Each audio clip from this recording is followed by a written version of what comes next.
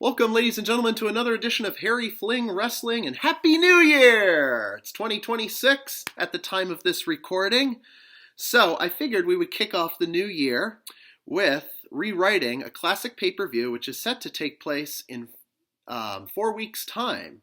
4 weeks from today, I'm talking about the Royal Rumble.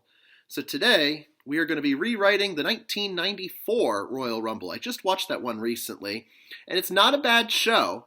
But I felt there's a few things that could be better. My main complaint was with the outcome. Excuse me. The outcome was that we had two winners. And it could have easily been averted. And I know the direction in which the company wanted to go at the time. You see, Hulk Hogan had just left WWF for WCW. And we needed a top star at the time. Obviously, they weren't doing much with the Macho Man Randy Savage, who easily could have still been young enough to have been in the world title picture. It's so contradictory that they phased him out because of his age, when in reality they were using guys like Bob Backlund and King Kong Bundy on a regular basis, and they're a little bit older than Savage, I think, or maybe a little, in the same age, whatever. And they weren't being pushed as, they weren't being labeled as the old generation versus the new generation. This is the new generation we're talking about. So there weren't a whole lot of people to choose from, and obviously this was the time where Lex Luger was being pushed, Mr. Made in the USA. He was getting that Hulk Hogan-esque push. And it started well at first, but then I think slowly the company began to realize maybe Lex isn't the guy we want to go with. He's not quite like what Hulk Hogan was as far as the charisma and resonating with the crowd is concerned. I don't think there was a genuine connection after all was said and done, after SummerSlam 93. And let me tell you, just a real quick side note, it was one of the stupidest payoffs I'd ever seen to a pay-per-view, the ending of SummerSlam 93. Somebody has to stop him. The Palace of Auburn Hills in Auburn Hills, Michigan. Lex Luger and Yokozuna for the WWF title. Luger won by countout because he did the running forearm, knocking Yokozuna out of the ring. And Yoko laid down there for the 10 count, lied down for the 10 count, and Lex celebrated with a bunch of other baby faces on the roster at the time as if he won the damn title, which he did not win. And there was a little loophole. There was a clause, actually, not a loophole, I'm sorry. There was a clause in the contract that stated, this is Lex Luger's one and only title shot. And let me tell you, this was some of the best build-up I've ever seen. It all started on the USS Intrepid, July the 4th of 1993, when Lex Luger body-slammed Yokozuna after several other people, including Crush, Bob Backlund, Randy Savage, tried and failed. Even some NBA and NFL stars gave it a whirl, but they were unsuccessful. So, that leads us to what happened after. After Lex not winning the title, he couldn't get another rematch. So first he was going to be denied entry into the Royal Rumble. But somehow WWF President Jack Tunney was clever, very sly in trying to get him back in, so that way they could usurp what the contract originally stated.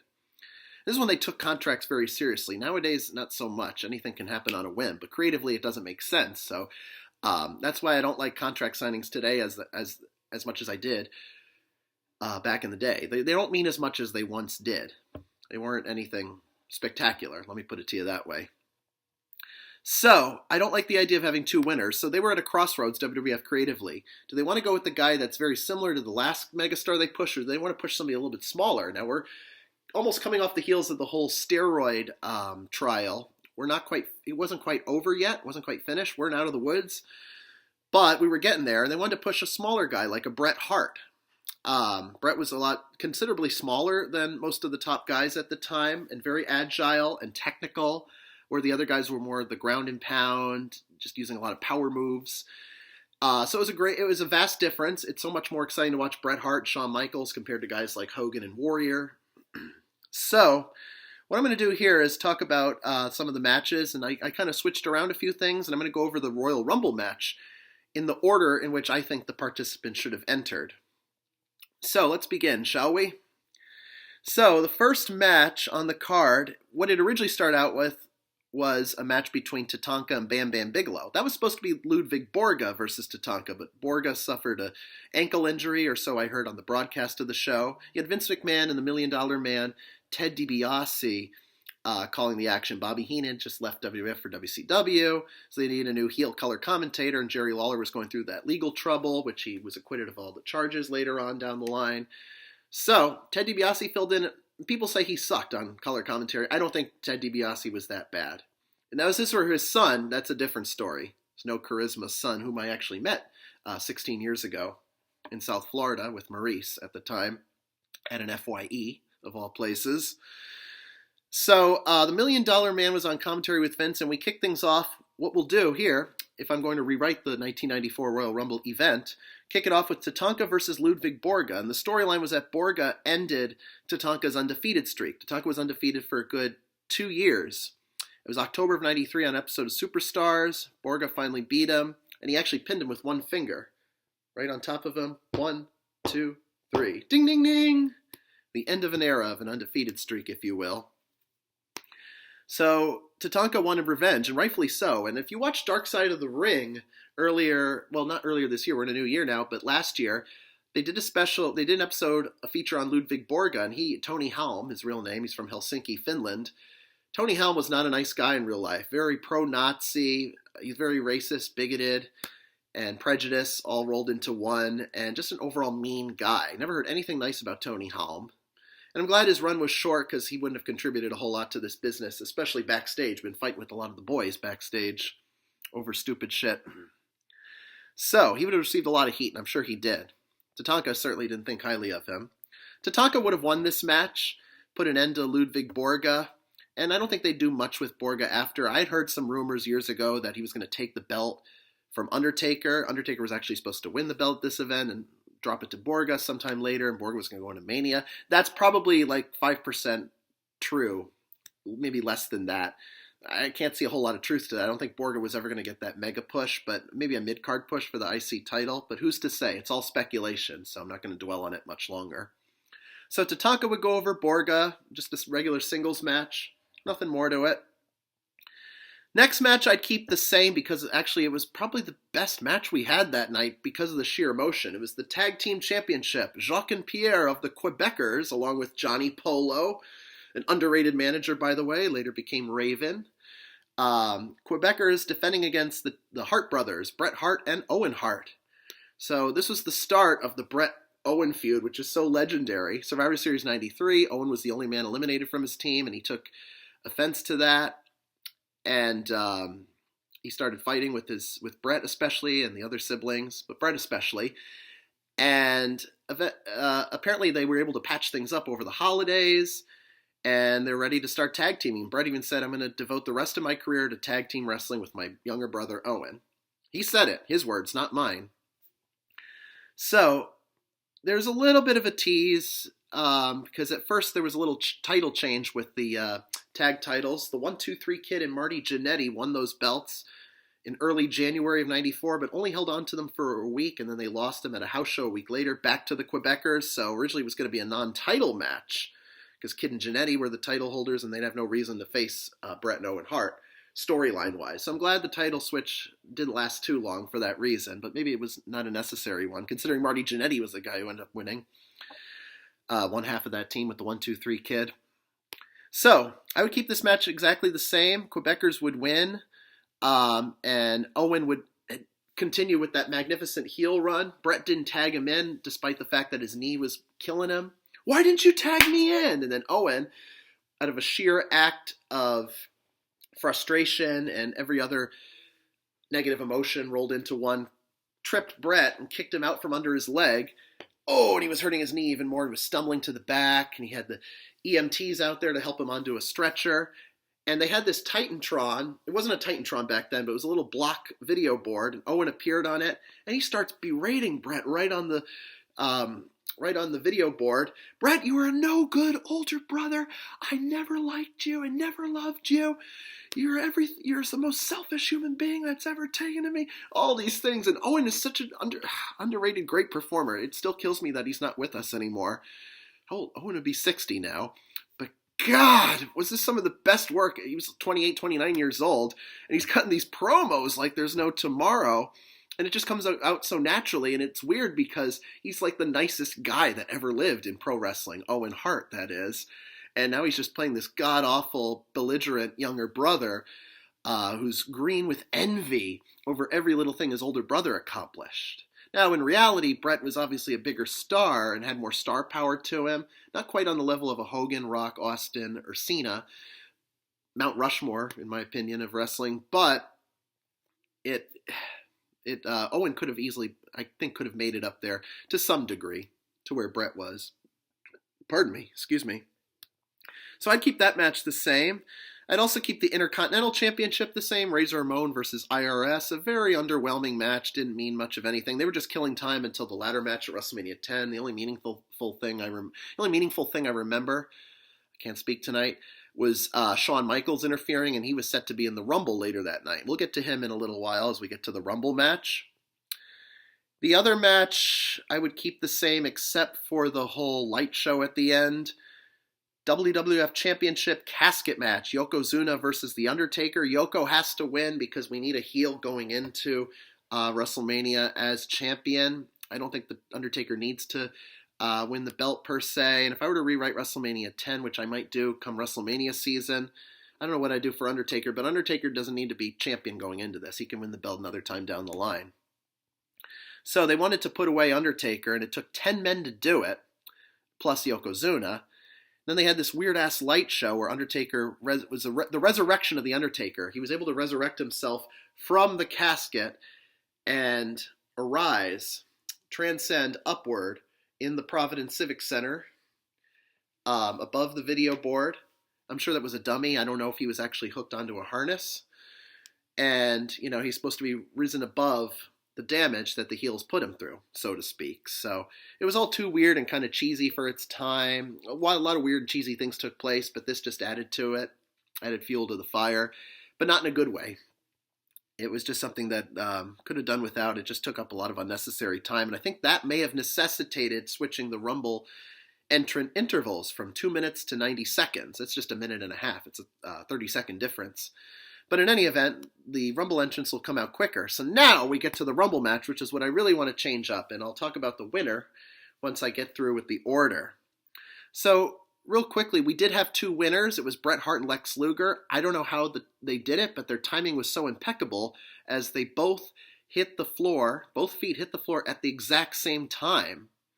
You can look at any camera angle as many times as you want, and we'll all see the same thing. The referees couldn't decide. So this is where you bring out the kayfabe authority figure, the president at the time, Jack Tunney. Jack Tunney was a retired Canadian professional wrestler turned president. I think he died in 2004, so he's been gone a long time. Jack Tunney had to come out and make his presence felt and make a decision as to who actually won the Rumble. And then, based on the footage, he couldn't even come to his senses to decide on one winner. It's like, well, they both win it because of what happened, which I thought was complete bullshit. Because if you fast forward 11 years later to 2005, the infamous quad tear, Vince comes to the ring and accidentally tears both his quads, which really did happen. Go back and watch that event and you'll see what I'm talking about. John Cena and Batista had the same exact outcome, only Vince had the right idea to actually restart the match, restart the Rumble, just pick it off from where we left off, and then we have one winner, and it ended up being Batista, who eliminated John Cena, consequently. So I like that outcome better, and I actually got to watch that. So this was a year before I became a fan. I was 5 when this happened, and then I was 16 when the 05 Rumble happened. I just turned 16 then. So, now, as we get to this Rumble, we got our first two entrants. I always like to do the Howard Finkel announcement, so indulge me for 1 second. Ding, ding, ding! Ladies and gentlemen, it is now time for the Royal Rumble match. In just a few minutes, the participants that drew numbers 1 and 2 will make their way to the ring. Then the match will begin. Then, every minute and a half thereafter, another superstar enters the ring according to the number they drew. Elimination occurs at any time when a superstar is thrown over the top rope and both feet must touch the floor. The one superstar remaining, after all 30 participants have entered, will be declared the winner and will receive a World Championship match in the main event of WrestleMania 10. And now let us all find out who drew number 1. My number 1 for this one would be none other than the model Rick Martel. He's an Iron Man, an underrated Royal Rumble participant. Why is he not in the Hall of Fame? The model was such a great gimmick, but we're not going to get into that now. He drew number 6 in 1991 and lasted 53 minutes before being the 5th to last man eliminated. That was one of the best Rumble performances. Rick Martel, 1991, an otherwise dull and boring Rumble, to be honest. A lot of people lasted over 10 minutes, so wasn't a whole lot of action to speak of. But I like that, though. I like when the ring gets full. The ring needs to get full to feel like a Rumble. I don't like to go back and watch, and I had to rewatch 2002's Royal Rumble. I did that because I'm on a late 01, early 02 kick. They only had like 6 guys in the ring max. Same with 2010's Rumble, but we'll talk about those Rumbles maybe another time. We'll see if I want to rewrite those. So the model Rick Martel would draw number 1. And now, here's the man who drew number 2.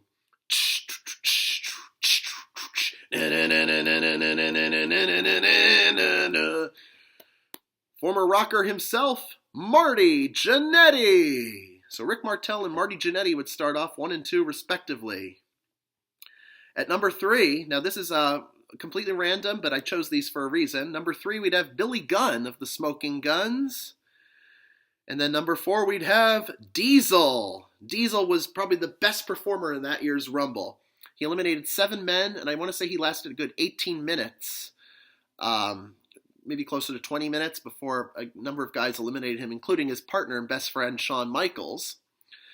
Diesel, wow, what a threat he was in this Rumble. He could have easily won it, but he wasn't quite big enough as a star yet, and you could even argue at the end of the year he wasn't quite at that level, but again, I don't want to get sidetracked. Number 5, and this guy actually drew 5 in real time, Owen Hart, coming off that massive heel turn. He was kind of a tweener in the beginning, and then he solidified it, and he kicked out Bret's knee. Owen would come in at number 5, wouldn't have much luck. Number 6, we get an entrant that actually was supposed to be in the Rumble that year, but didn't make it due to food poisoning. And I put that in quotes. Bastion Booger. Booger, of course, was this slovenly, heavy-set individual. That was so stupid they took him out for a kayfabe reason. I'm sure there had to be something behind that, but in any event, he should have gone in. It would have been a quick elimination by Diesel. Diesel would have probably just bludgeoned everyone. He would have cleared the ring by this point. Next would be Virgil, who actually filled in for Kamala, which was weird because Kamala wasn't really being used a whole lot at this time. He hadn't been seen on TV since like early 93, so I think they were going to bring him back, and I don't know what the hell happened. They say he got injured, and I couldn't find anything more on that. So Virgil will come in and be in and out quickly. Next guy, same thing. Guy who unfortunately left this world, who passed away a few months ago, that being Men on a Mission member Mo. Mo from Men on a Mission would be next. Sir Mo, Bobby Horn, that's his real name. Mo would be eliminated rather quickly, but he did do a great job in the Rumble that year as he came in later, and he lasted like a good 16 minutes. Mo of all people. Next would be Rick Steiner of the Steiner Brothers. We have a lot of tag teams in this Rumble. Following Rick Steiner, we would have Doink the Clown. Doink, I don't know. Yeah, he may have had Dink at this point, but managers weren't really allowed at ringside, so Dink would just have to walk him down to the ring. We didn't have music yet. Everyone just kind of entered after the Casio clock went off, and that Casio clock went, and it said Casio right above the numbers. It was like watching a scoreboard in a basketball game. So Doink would come out next, followed by newcomer Quang, the Puerto Rican ninja. And yes, that is Savio Vega playing him, so he's not Japanese. Savio's Puerto Rican. So, I'll play up to that. And Quang actually spewed green mist in real time in the eyes of Rick Steiner and blinded him, and that's what caused Rick Steiner's elimination in that particular match. So Quang would have to do something similar. It might not be to Rick Steiner per se, but other people could use the green mist on. Do it on Doink. That'd actually been hilarious. There wouldn't have been much of a storyline after that, but who cares?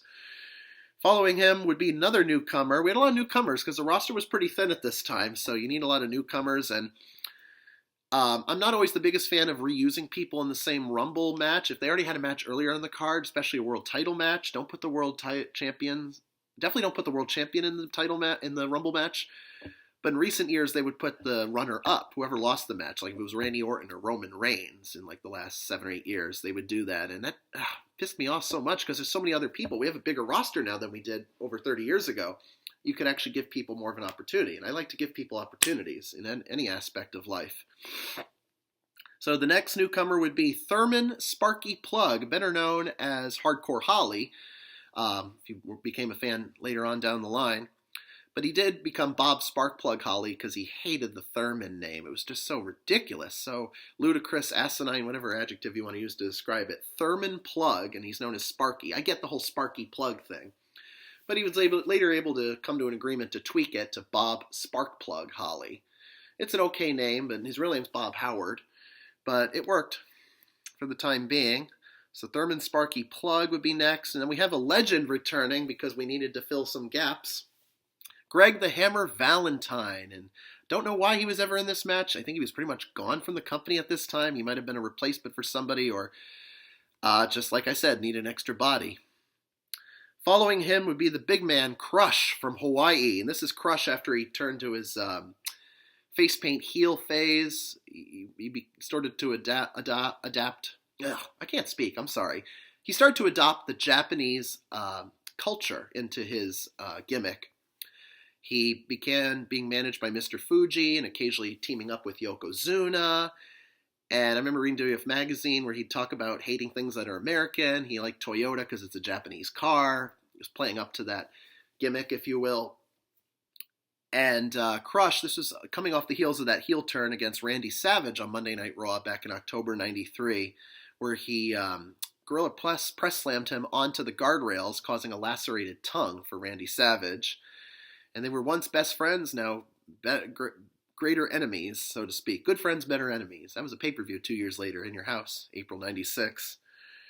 The next entrant, I wish he was in this Rumble, but he had suffered a knee injury at Madison Square Garden at a house show a week prior to this.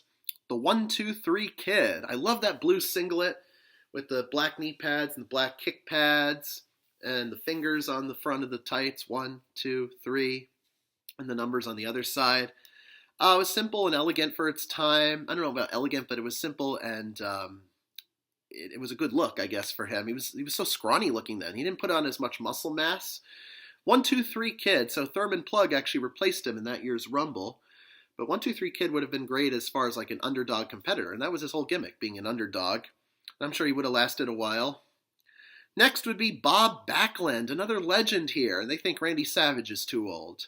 Bob Backlund was the Iron Man in the '93 Rumble. He and Ric Flair started out because they wanted to do a little passing of the torch thing, which I read about recently. That's why they had Flair and Backlund start off the '93 Rumble, and Backlund lasted a good 62 minutes, I want to say. He was the first real Iron Man, going over 60 minutes in the Rumble. Next would be yet another newcomer who would become a legend in this business and later Hall of Famer, Double J Jeff Jarrett. He might have had some matches on Raw, Superstars, Wrestling Challenge, what have you, but this was his first pay-per-view appearance, his pay-per-view debut, if you will. Boy, oh boy, what a place to showcase your pay-per-view debut other than the Royal Rumble. Next would be Bam Bam Bigelow in his sole Rumble match, apparently. He was in '93, had a match against Boss Man, and then he was in the finals of the tag title tournament in '95. He was gone by '96, so this was the only time Bam Bam Bigelow was in a Rumble match, despite having competed on the actual card earlier that night in real time. Now, if Doink had stuck around, there would have been something between those two. It was a stupid, silly little feud. Not something I want to give a whole lot of time and attention to, or waste my breath on it, no less. Next would be a competitor coming from Japan. If things got really desperate, we'd, make a call over to All Japan Pro Wrestling, AJPW. And we got the Great Kabuki, who I believe, is he still alive? I can't remember. Let me look that up real quick.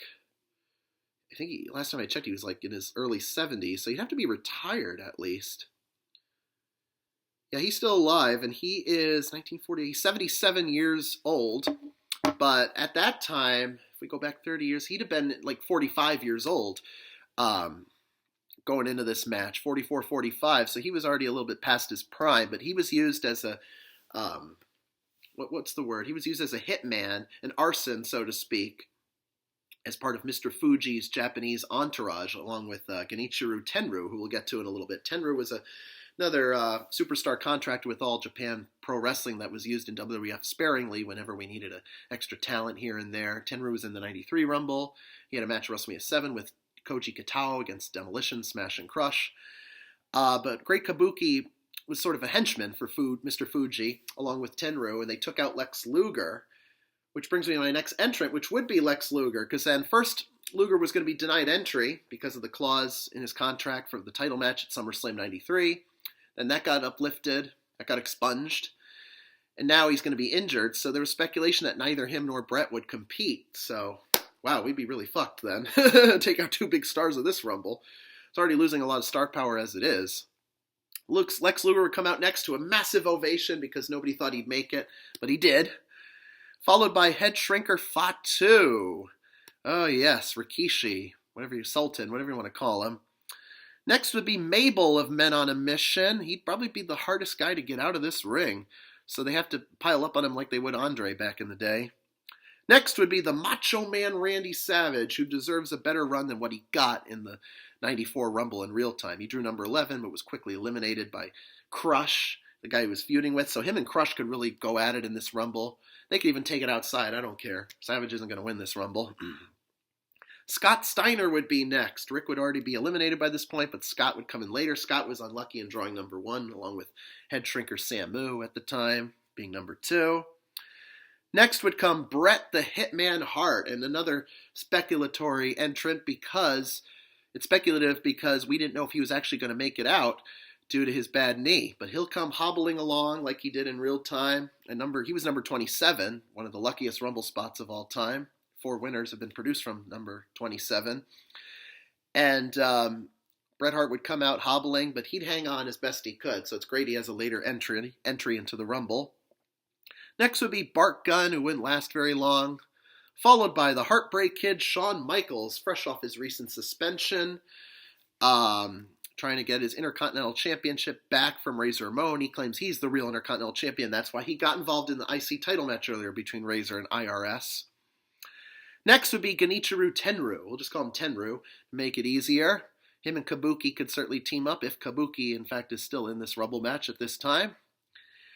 Next would be Head Shrinker Samu. And then finally, number 30, lucky number 30 would be Adam Bomb. Adam Bomb actually drew 30 in real time, so I just kind of kept that the same. Not the most surprising or exciting number 30 entrant, but it's better than probably everybody else we got on here. So anyways, yeah, the one man I'd pick to win, and I say one man, Bret the Hitman Hart. He was really hitting his stride, and you could tell by the reactions when they at first decided Luger won, and then they decided Bret won. This is separate times. They played their music separately, that Bret got the better crowd reaction. So I think that's what led to the decision for him to actually win the belt at WrestleMania 10.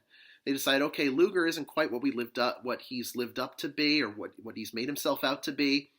And if you watch that A&E biography on Lex Luger, he was actually hard to work with behind the scenes. He didn't want to stay on the Lex Express tour bus. That was his whole shtick in promoting Mr. Made in the USA.